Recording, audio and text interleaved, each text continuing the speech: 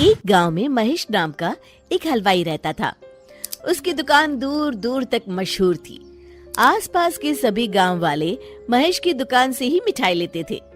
भाई मजा आ गया, क्या लजीज रबड़ी है। ये लड्डू भी लीजिए, शुद्ध देसी घी के हैं, आज ही बनकर आए हैं। लाओ भाई लाओ, 1 किलो लड्डू भी पैक कर दो। महेश का एक बेटा था रवि। रवि ने पढ़ाई छोड़ दी थी और वो दिन भर घर में ही बैठा रहता था।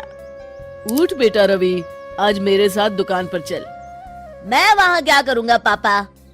अरे दुकानदारी सीख बेटा, आगे चलकर ये सब तुझे ही तो संभालना है। मुझे ये सब कुछ नहीं संभालना। मैं वीडियो गेम खेलूंगा, फिर दोस्तों के साथ बाहर जाऊंगा। हे भगवान, इसे थोड़ी अकल दे दो। ऐसे ही चलता रहा तो आगे न जाने इसका क्या होगा। महेश बड़बड़ाता हुआ दुकान चला जाता है। दुकान पर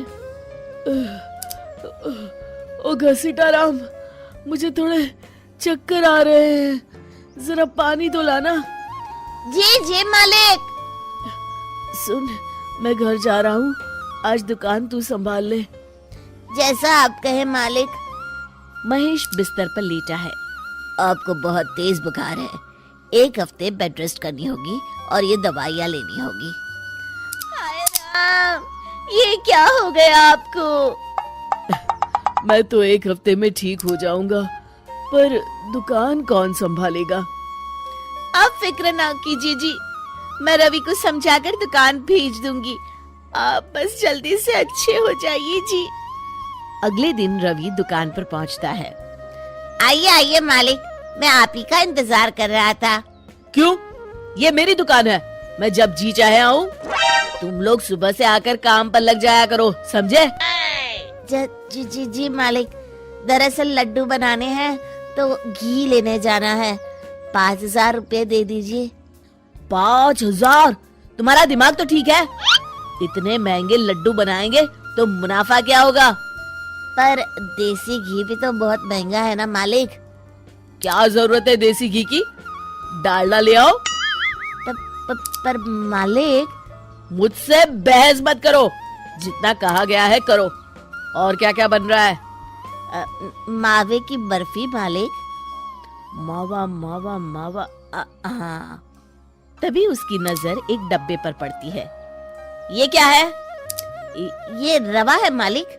एक काम करो, हर 1 किलो मावा में 200 ग्राम रवा मिला दो। पर बर्फी का स्वाद बिगड़ जाएगा मालिक। जितना कहा है करो, अब जाओ यहाँ से। अगले दिन। क्या बात है रवि बाबू, आपके पापा दिखाई नहीं दे रहे? अब उनकी तबीयत खराब है। अच्छा भाई अच्छा। बस उन्हें ये बताना था कि वो आज आए नहीं तो उनकी मिठाई बड़ी बेस्वाद लग रही है। लेना है तो लो, वरना चलते बनो। अरे अरे अरे, ये कोई तरीका है ग्राहक से बात करने का? चलो भाई चलो, यहाँ से चलो। अगले दिन। भैया, कल जो मैं लड्डू ले गया था उनका स्वाद बड़ा बेकार लगा। महेश बाबू का नाम सुनकर बड़ी दूर से आया था। 200 रुपये में इससे अच्छा और क्या मिलेगा? सुबह सुबह मनहूस बातें मत करो। कुछ लेना है तो लो, वरना फूटो यहाँ से। रवि के इस व्यवहार के चलते 2-4 दिनों में ही ग्राहकों का आना कम हो जाता है। मैंने तो सोचा था कि कम पूंजी में ज्यादा मुनाफा होगा, पर यहाँ तो घाटा हो रहा है। आखिर चक्कर क्या है? लगता है ये दुकानदारी मेरे बस की नहीं। महेश ठीक होकर दुकान लौटता है तो घसीटाराम उसे सब कुछ बताता है। हे भगवान, इसने तो मेरी सालों की मेहनत पर पानी फेर दिया। अब क्या करेंगे मालिक? कुछ नहीं, सबसे पहले तुम पहले की तरह शुद्ध और अच्छी मिठाइयाँ बनाओ और मुझे गांव के उन सब लोगों के नाम बताओ जिनसे रवि ने बदतमीजी की। रवि, कल सुबह दुकान पर आ जाना, बहुत जरूरी काम है। मुझे नहीं आना, मैंने 1 हफ्ता दुकान संभाल ली है, अब संभालो आप। दुकान तो तूने जैसे तैसे संभाल ली, पर सीखा कुछ नहीं। कल तुझे बहुत जरूरी सीख देनी है। रवि पैर पटकता हुआ बाहर चला जाता है। अगले दिन। ये ले, ताजी शुद्ध मिठाइयाँ। मैं इतनी मिठाइयों का क्या करूं?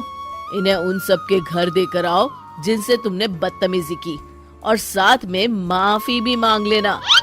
अरे पर मैंने तो सिर्फ उन्हें। बेटा, घर आया मेहमान और दुकान पर आया ग्राहक भगवान के समान होता है। अब तू जल्दी जा और कल से कमाल देखना। रवि उन सभी 4-5 लोगों के यहाँ जाकर मिठाई देता है और माफी मांगता है। अगले दिन दुकान पर ग्राहकों की भीड़ लग जाती है। मान गए महेश बाबू, आपने तो आते ही घर तक मिठाई भिजवा दी। बस मेरे बेटे की गुस्ताखी को माफ कर देना भाई, उसमें अब तक बचपना है। हाँ हाँ, आपके लड्डू के बदले हर चीज की माफी है। भाई आज तो मेरे पड़ोसी भी आपकी उदारता देख के दंग रह गए। इतनी बड़ी दुकान के मालिक का बेटा घर तक माफी मांगने आया। भाई रिश्ते निभाना तो कहीं आपसे सीख है। बस आप लोगों की दया है। ताजी रसमलाई आई है, लेंगे आप? हाँ भाई हाँ, 200 ग्राम पैक कर दो। शिक्षा, सफलता पाने के लिए ईमानदार और विनम्र होना बहुत जरूरी है।